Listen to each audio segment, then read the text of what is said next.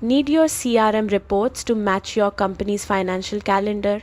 Here's how to configure fiscal year settings in Zoho CRM. If this helps, make sure to like and subscribe for more Zoho CRM walkthroughs. Open Zoho CRM and click the setup icon at the top right of your dashboard. Under the General section, select Company Settings, then tap on Fiscal Year. Choose when your fiscal year starts, either January or any other month that aligns with your company's accounting year. You can also decide how the fiscal year should be labeled, either by the year it starts or the year it ends.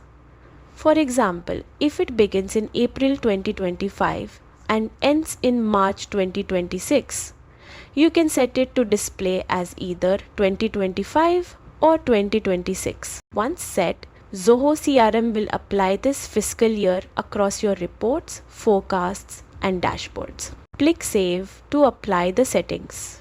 That's it. Your fiscal calendar is now in sync with your business needs. Like and subscribe for more powerful Zoho CRM tips